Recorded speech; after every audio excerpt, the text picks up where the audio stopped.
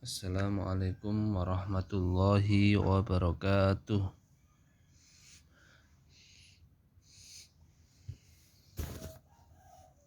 Gimana kabarnya anak-anakku kelas 5 MI Al Mustafa? Semoga masih diberikan kesehatan jasmani dan rohani oleh Allah Subhanahu wa taala sehingga kita masih bisa belajar walaupun dalam keadaan masih belajar di rumah daring. Tetap semangat. Anak-anakku kelas 5, tentunya kalian semuanya pastinya sudah merasa jenuh untuk belajar tiap hari. Kok belajar di rumah? Enggak apa-apa. Untuk menjaga apa? Sebenarnya untuk menjaga kalian juga supaya terhindar dari virus COVID-19. Tetap semangat belajarnya, jangan sampai malas karena sudah kelas 5, habis ini naik kelas 6. Anak-anakku kelas 5, mari kita lanjutkan pelajarannya. Bab yang pertama, yakni kalimat thayyibah. Kalimat thayyibah yang pertama, anak-anak bisa membuka bukunya pada halaman 3 di LKS. Ada pepatah mengatakan salamatul insan fi hifdzil lisan. Keselamatan seseorang ada pada lidahnya. Maksudnya adalah apabila kita ingin hidup tenang dan selamat, maka bisa menjaga lisan dan berhati-hati terhadap apa yang akan dikatakan. Hendaklah ucapan yang keluar dari lisan kita adalah ucapan yang baik dan mengandung manfaat. Oke, kita masuk. Mengenal kalimat thayyibah la haula wala quwwata illa billahil aliyil azim. Kalimat thayyibah artinya kalimat atau ucapan yang baik dalam kehidupan sehari-hari. Dan sebagai orang Islam kita harus membiasakan untuk mengucapkan perkataan yang baik dan yang bermanfaat. Apabila tidak bisa, hendaklah kita diam, seperti sabda Nabi Muhammad SAW, yang artinya barang siapa yang beriman kepada Allah dan hari akhir, maka hendaklah ia berkata baik, atau hendaklah ia diam. Kalau tidak bisa berkata baik, berarti kita harus diam. Tidak semua orang paham tentang kalimat hauqalah. Kalimat la haula wala quwwata illa billahil aliyil azim berisi pengakuan yang agung.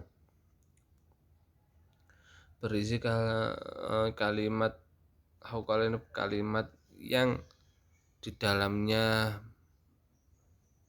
mengandung makna keagungan Allah, pengakuan agung kepada Allah. Sesungguhnya kita adalah makhluk yang sangat lemah.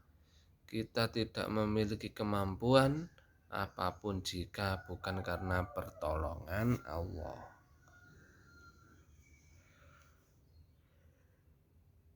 Ini hauqalah.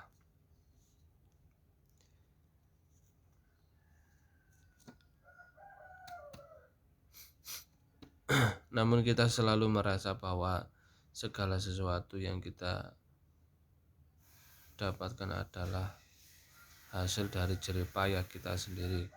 Kepandaian dan jabatan yang kita miliki semuanya dari diri kita. Itu yang tidak baik. Anak-anakku, ketika kita mendapatkan segala sesuatu yang kita tidak mampu, hendaknya kita selalu ingat kepada Allah dengan mengucapkan la haula wala quwwata illa billahil aliyil azim.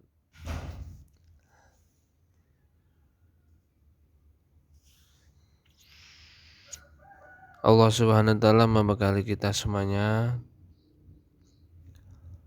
dengan sebuah akal yang lebih dibandingkan dengan makhluk-makhluk lainnya. Itulah salah satu kehebatan Allah yang berikan kepada kita. Karena apa? Karena kita ini manusia yang sangat berbeda dengan makhluk-makhluk lainnya.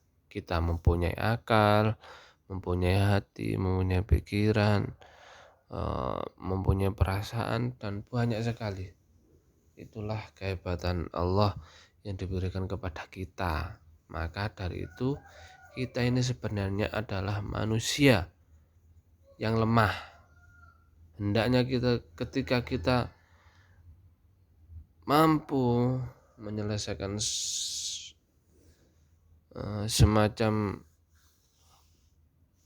cobaan yang diberikan itu semata-mata hanya bantuan dari Allah, bukan dari kita sendiri. Maka dari itu kita harus selalu mengucapkan kalimat thayyibah hauqalah. Apa? Hauqalah ya la haula wala quwwata illa billahil aliyil azim. Mengucapkan kalimat hauqalah. Allah Subhanahu wa taala telah mengajarkan kepada manusia untuk mengucapkan kalimat yang baik.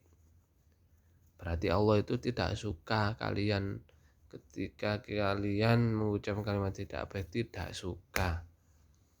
Allah senang sekali kepada hambanya yang suka mengucapkan kalimat yang baik. Mengucapkan kalimat yang baik, salah satu dari bacaan tersebut adalah hauqalah. Lawat hauqalah yaitu la haula wala quwwata illa billahil aliyil azim. Apa artinya? Artinya tidak ada daya upaya dan kekuatan kecuali tanpa pertolongan Allah yang Maha Agung, yang Maha Tinggi dan Maha Agung. Ya itulah. Ketika kita mengucapkan kalimat hauqalah, maka Allah akan mendatangkan kekuatan dalam diri kita. Kalau kita melakukan hal-hal yang tidak mampu, segera mengucapkan hauqalah. La haula wala quwwata illa billahil aliyil azim. Insya Allah memberikan energi yang kuat kepada kita ketika kita mengucapkan kalimat hauqalah. La haula wala quwwata illa billahil azim. Semakin banyak kita meminta kepada Allah, maka Allah akan semakin senang kepada kita. Pastinya juga akan mengabulkan apa yang kita minta. Dan yang perlu diketahui, Allah itu mengabulkan semua doa. Baik doa yang kamu minta maupun ketika kamu menginginkan. Tetapi Allah terkadang tidak secara langsung memberikan atau mengabulkan doa tersebut. Kadang ada yang diturunkan di dunia, kadang ada yang diberikan ketika di surga nantinya. Insya Allah. Itulah kekuasaan Allah semata. Yang terakhir, yang selanjutnya yaitu kapan kita akan membaca hauqalah.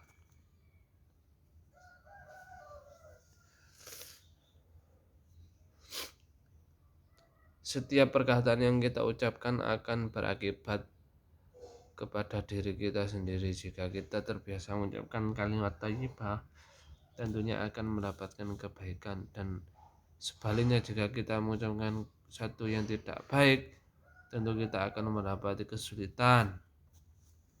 Pengucapan kalimat thayyibah sesuai dengan situasi dan kondisi, sesuatu peristiwa yang dalam pelaku waktu yang tepat untuk mengucapkan kalimat thayyibah hauqalah sebagai berikut. Jadi kapan kita mengucap kalimat hauqalah? Yang pertama, ketika apabila mendapatkan beban berat, mengalami berbagai kesulitan dalam hidup. Nah, itulah saat yang tepat untuk mengucapkan kalimat hauqalah, la haula wala quwwata illa billah.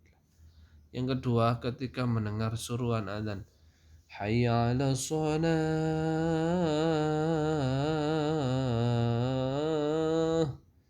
Nah, kita kalau mendengar itu, maka hendaknya kita mengucap la haula wala quwata illa billahil aliyil azim. Yang terakhir, ketika meminta pertolongan kepada Allah SWT, setiap kali doa maka hendaklah dibarengi dengan kalimat la haula wala quwata illa billah. Itulah waktu yang tepat untuk mengucapkan kalimat hauqalah. Apa manfaatnya membaca kalimat hauqalah? Manfaatnya yang pertama, satu, dapat menghapus dosa sebagai simpanan di surga, merupakan tanaman di surga, termasuk salah satu pintu surga, merupakan ucapan orang yang berserah diri kepada Allah, termasuk amalan-amalan yang kekal lagi soleh, sebagai obat dari 99 macam penyakit, mempercepat datangnya rezeki. Jadi ada 8. Kalau kita sering membaca hauqalah akan mendapatkan 8 manfaat yang akan didapat nantinya. Mungkin itu dulu yang bisa saya sampaikan. Ini tugas untuk anak-anak, silakan dikerjakan dengan baik dan benar. Ada 5 soal, silakan dikerjakan. Cukup ditulis di buku tulis masing-masing, tidak usah difoto atau dikirimkan ke saya. Nanti akan saya nilai pada waktu saat konsultasi pelajar di madrasah. Sekian dari saya, kurang lebihnya mohon maaf. Wallahul muwaffiq ila aqwamit thoriq. Wassalamualaikum warahmatullahi wabarakatuh.